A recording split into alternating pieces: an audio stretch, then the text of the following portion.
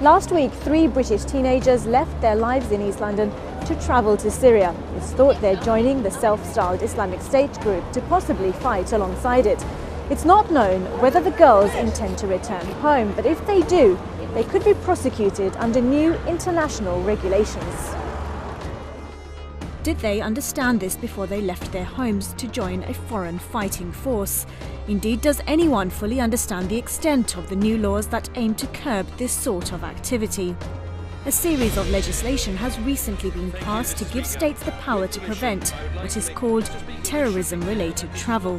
But the definitions are vague and the rules are prone to being interpreted in a variety of ways. Our constant reinvention of definitions means that today we could be talking about the same piece of international law, but at the national level there's more than one way of interpreting it. It's why thousands of international law experts are involved in writing, passing, analysing and understanding any new resolution that the UN Security Council passes, like Resolution 2178.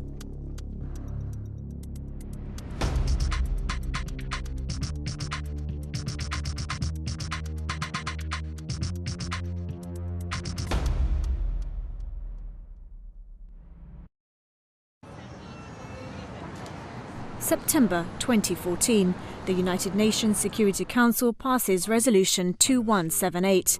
It demands that all states make it a serious criminal offence for their citizens to travel abroad to fight with terrorist organisations or to recruit and fund others to do so. At a meeting chaired by the US President Barack Obama, the 15-member council unanimously adopts 2178, drafted by America and compelling countries to prevent and suppress the recruitment and travel of fighters to foreign conflicts. The historic resolution that we just adopted enshrines our commitment to meet this challenge. It is legally binding. It establishes new obligations that nations must meet. Specifically, nations are required to prevent and suppress the recruiting, organizing, transporting, or equipping of foreign terrorist fighters, as well as the financing of their travel or activities. You see, some 12,000 men and women from 70 countries had travelled to Syria and Iraq to fight with militias like the Nusra Front and the self-styled Islamic State. 2178 is a classic suppression resolution. So the drafters would probably argue that it doesn't create any sort of criminal legislation within the member states that it's aimed at. It just simply requires those member states, or all member states, I should say, to suppress in their own legal systems, their domestic legal systems, some sort of legislative framework that would prevent fighters from joining up with the Islamic State. The situation in Syria is such that it's not something that the international community can easily deal with.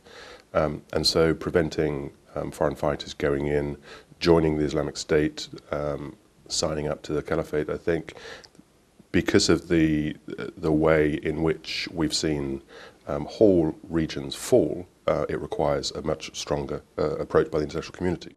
The Council resolution is under Chapter 7 of the UN Charter, which means it's legally binding on member states, and the Security Council has the authority to enforce 2178 with economic sanctions or force. So, what does 2178 say? Well, 2178 is different in that it directly addresses individuals as opposed to organisations or groups. So whereas before you might have prosecuted someone for being a member of Al-Qaeda, for example, you can now arrest and jail them for travelling in order to become a member. Essentially, 2178 requires member states to ensure that legal systems can prosecute as a serious criminal offence the travel for terrorism. That includes helping someone else to travel or financing such activities. It also compels member states to prevent suspects from entering or using their territories for transit for any terrorist-related intentions. And for this, the states can ask airlines to provide passenger lists. UN Resolution 2178 generally targets fighters travelling to conflicts anywhere in the world, but it doesn't mandate military force to tackle the foreign fighter issue. What states can do is convict individuals or groups that are proved to be helping people joining the fight overseas. That is sort of a classic problem that happens with UN Security Council resolutions or any other resolution in international law. So you see this most commonly, for example, with the European Convention on Human Rights. So they allow for generally what's called a margin of appreciation, meaning it's a fancy way of saying that each member state has some discretion as to how to apply a piece of international law. Now, here's the problem. The Security Council is made up of only 15 of the 193 countries represented at the UN. Essentially, that means the vast majority of nations have to adapt to regulations they haven't had a say in. And while Security Council member states are setting the rules on things like human rights and civil liberties, is anyone watching the remaining 178 member states to ensure they're not abusing that authority they're given under the guise of preventing terrorism? Through Resolution 2178, the Security Council condemns violent extremism and the perpetration, planning or participation of terrorism, but it's failed to define what that means. It's not only lacking in clear definition, internationally it has no definition. It is a way of ideologically slandering someone whose views you disagree with, and so it simply acts as a means of stigmatization. It doesn't really tell us anything more about what's happening in any given circumstance. So in that sense, even politically, it has very analytical value for us. I suppose if it has a meaning, then it means murdering civilians for political purposes. So what one is talking about is something which is pretty vague. I mean, there has been an attempt at defining this in previous Security Council resolutions. But I think that is a common problem, that one is dealing with an abstraction. To give you an example, Richard Baxter, who was a US military specialist, a delegate to a number of conventions on international law, said, on terrorism, the term is imprecise. It is ambiguous, and above all, it serves no operative legal purpose. So he said this in 1984. Rosalind Higgins, who was a judge on the International Court of Justice from the UK, said, terrorism is a term without any legal significance. It is merely a convenient way of alluding to activities, whether of states or of individuals, widely disproved of, in which either the methods used are unlawful or the targets protected or both. So what you're seeing is that from the legal side of things, that people who are professionals in this area and experts in this area shudder at the very idea of having some sort of legal significance attached to terrorism. Of course, one has definitions of terrorism in the laws of quite a few countries, including the UK. And the big problem in the UK's terrorism law, and also the laws of Russia and other countries, is that terrorism can apply to practically anything. You know, it's extremely broad and general and vague. You also find with a lot of UN documents, particularly Security Council documents, they don't necessarily give definitions to those terms. And it is problematic as to what is a foreign fighter, what is an illegitimate armed force, what is a crime. If you take genocide, there is a legal definition of genocide in the Genocide Convention, and that's what you find in the Statute of the International Criminal Court and so on. And there's a legal definition of torture in the UN Convention Against Torture, but there's so far been no definition of terrorism, and I suspect that would be quite difficult because of the fact that it's really an adjective. But quite important to define it, no? Well, I suppose my first question would be, would it be possible to define it? Because actually, as I say, it's a term used to something which you use to describe something of which you disapprove really strongly. About 350 Belgian nationals have fought in Syria. That's the highest per capita level among Western European countries. Earlier this month, a Belgian court jailed the head of the group Sharia for Belgium for 12 years. The court had found that the organisation had brainwashed young men to join the fight in the Middle East. It was the largest trial of its kind in the country and came after authorities had uncovered a plot to kill police. Unlike most other defendants in the trial, Fouad Belkacem, the group's leader, didn't fight in Syria. But the judge says Belkacem had been the driving force in the organisation. Members of Sharia for Belgium hadn't only fought alongside al-Qaeda's Syria wing Jabhat al-Nusra, but the court said they'd also joined organisations that later morphed into IS, and some went into Yemen too. 45 members of the group stood trial in the northern city of Antwerp, although only 7 were actually present in court. Most of the others are still believed to be in Syria. History is pregnant with cases where states have defined terrorism based on who their enemies are. History also tells us that those definitions are prone to change, depending on what the government defines as the national interest. As well as the thousands travelling to fight alongside IS, there are a few who have gone to fight on the other side by joining a small Christian militia. Dwech Nausha takes its name from the ancient Aramaic term self-sacrifice. It's the language spoken by Assyrian Christians who consider themselves the indigenous people of Iraq. The group operates with Kurdish Peshmerga forces along a cluster of Christian villages on the front line. 28-year-old Brett has engaged in fighting here. He's a US Army veteran who recently returned to Iraq to fight against IS in what he sees as a war between good and evil. We want to ensure the security here. I mean, it's great people, and we want to be able to, the towns that we're in control of right now, they have the ability to live a pretty undisturbed life. I mean, the nerves are on end, but they can go to work. You know, they can live a decent life and still have security, knowing we're here to protect them. The church bells ring, and you know, that's what we want to do. Is we want to ensure that the church bells continue to ring, and we're working on getting some of the towns out of Daesh's hands. There are others like Brett. This is Scott. He also served in the US Army and says he was galvanized by images of IS fighters hounding Iraq's Yazidi community, and that he became fixated on the struggle for the Syrian border town of Kobani. I'm here in Kurdistan to help all of the people that are being sold into slavery, children being killed, Christians being displaced, and basically to protect anyone who needs help, regardless of their religion. Okay, I'm from North Carolina, United States, and I'm more than happy to be here. Scott had initially planned to join a group called YPG, or the Kurdish People's Protection Units. It's drawn a flurry of foreign recruits. But he changed his mind after growing suspicious of the group's ties to the Kurdish Workers' Party, or the PKK, which has been designated a terrorist organisation by America and Europe. Scott worried that he'd never be allowed to return to the US if he was seen to be associating with the PKK. PKK is still on the terrorist list. Number one, there's a big campaign to have it taken off the terrorist list, but it's still there at the present moment. So associating with the PKK in any way whatsoever is dangerous in any case. Massa Gifford is a former public schoolboy who proudly poses with weapons on this Facebook page as he fights against IS. Massa is fighting with the Kurdish People's Protection Units in Iraq and Syria. A British newspaper quoted him as saying, "I've left my family and a comfortable life in Britain to risk suffering the most horrific death at the hands of IS."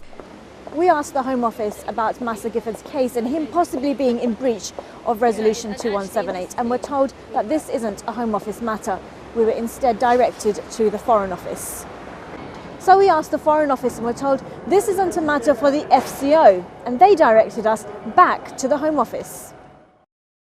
After several further inquiries, we finally got this response from the Home Office. The UK has consistently advised against all travel to Syria and parts of Iraq. Anyone who travels to these areas is putting themselves in considerable danger. It added the following guidance.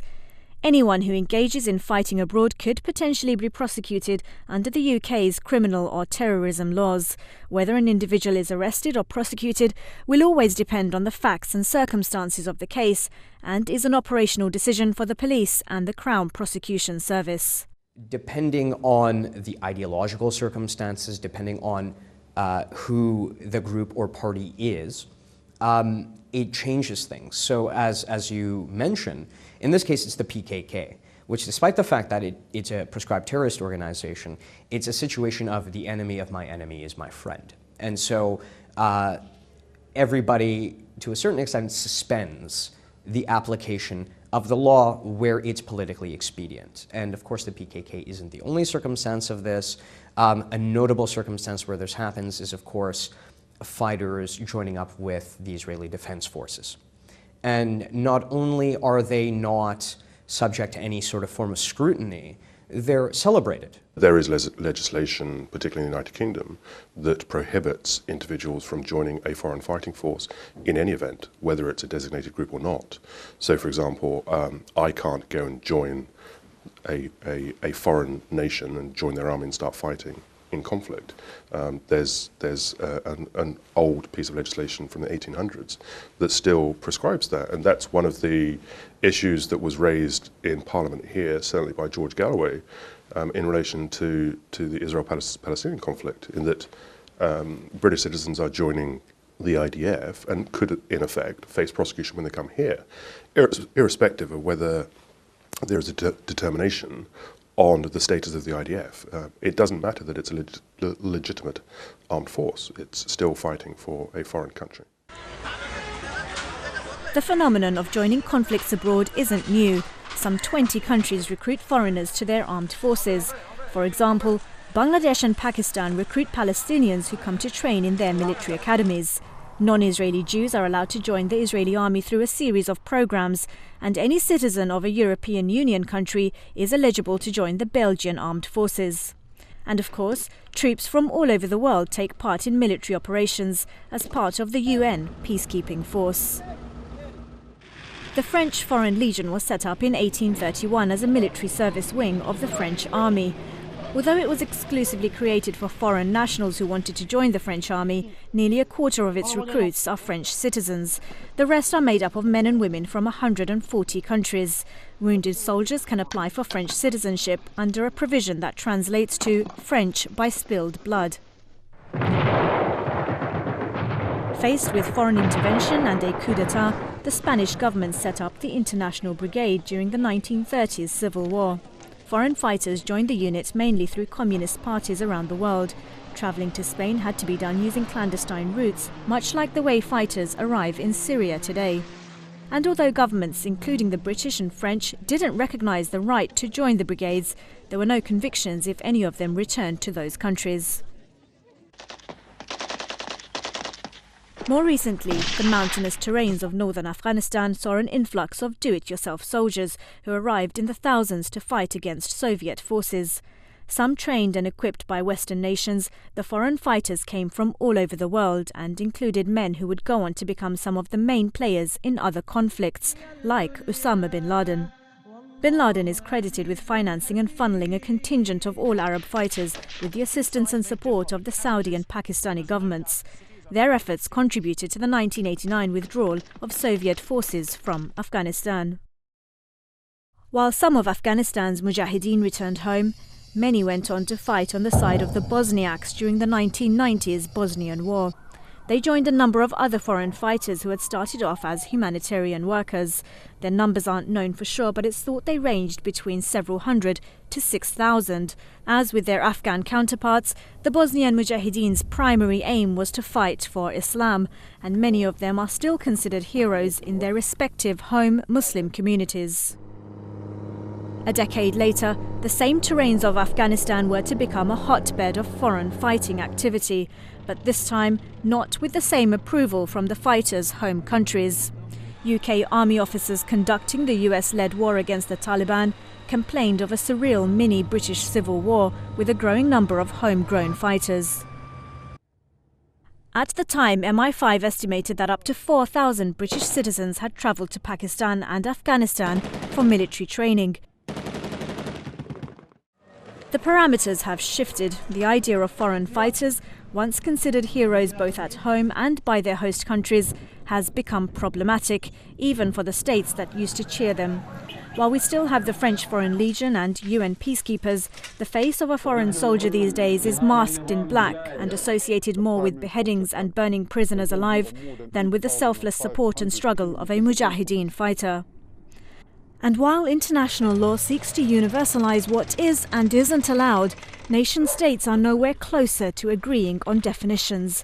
But it has given countries the international approval they need to pass laws under the banner of anti-terrorism, so that, for the first time in its history last week, France seized the passports of 6 of its citizens who it claimed were planning to travel to fight in Syria. The government estimates that about 1,400 French citizens have links to recruitment cells for Syria and Iraq, of which 400 are believed to already be fighting there. The ability to seize passports and identity cards of anyone suspected of travelling to fight is one of the key measures of the French anti-terrorism bill that was passed by Parliament 2 months after Resolution 2178. On the streets of Paris, the consequence of that Security Council meeting raises questions about a measure perhaps too extreme. Retirer le passeport, c'est pas très démocratique, bien entendu, parce que être retiré à qui et pourquoi et comment et ça. Mais enfin, si c'est des sujets à haut risque, je crois qu'il faut prendre des précautions d'usage et au moins les empêcher de revenir, au moins si on leur retire pas le passage, les empêcher de revenir en France. In your opinion, can UN Security Council Resolution 2178 be abused? Of course it can, and this has been the case with previous UN Security Council resolutions targeting specifically terrorism. So to give you an example of this, probably the most documented or the best documented and attested example was in relation to UN Security Council Resolution 1267. That created what's called a blacklisting regime. By virtue of Resolution 1267, there was a Security Council committee convened, and they would place individuals and organisations on a blacklist. The problem was, in many well-documented instances, individuals were caught on a blacklist because they had an identical name to someone who was suspected of terrorism, or there was a mere suspicion that they were up to something. And these individuals had no means of getting off the blacklist, even in circumstances where the judiciary or the courts of member states agreed and said their names didn't belong on the list. The problem is the Security Council isn't a judicial body, so you don't have, for example, any means of redress. If there's an error, you have no way of appealing decisions. And in fact, from the time that UN Security Council Resolution 1267 was implemented until today, there were 100 cases of what we could call abuse or misapplication, might be the more appropriate way of putting it. And 1267 therefore relies on members of the Security Council of reviewing these cases. Now in the 100 cases that I mentioned, only one was ever reviewed. And of course, because there's a veto power on the Security Council, it subjects it to a certain type of politicization where the review process can be vetoed. So it's effectively hijacked by, for example, let's say China or Russia, owning to political considerations, not legal considerations. If you look at any resolution, it's not without its problems. I think this resolution is probably a lot clearer than many resolutions that come out of the Security Council, but I think it will take time. The situation with the Islamic State is certainly developing every day. It's expanding throughout the region and it's becoming a bigger problem. I think we will see further resolutions come out of the Security Council. International law was never going to be easy to master. The reality is you're dealing with global organisations that seek to establish parameters for legislation that's at a national level. And that means without proper clarification and without set definition of terms like terrorism, member states can carry on using and even misusing Resolution 2178 in ways we may never be able to explain.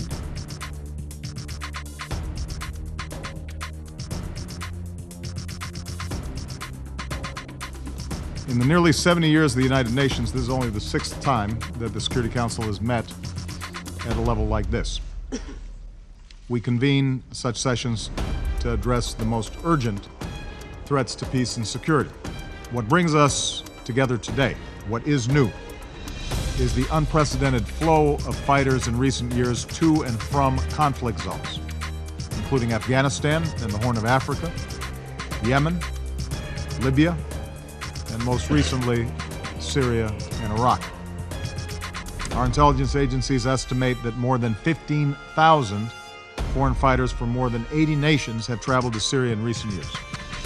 Many have joined terrorist organizations such as Al-Qaeda's affiliate, the Nusra Front, and ISIL, which now threatens people across Syria and Iraq. These terrorists exacerbate conflicts. They pose an immediate threat to people in these regions. And as we've already seen in several cases, they may try to return to their home countries to carry out deadly attacks. Will those in favor of the draft resolution contained in document S 2014-688 please raise their hands? Mr. President.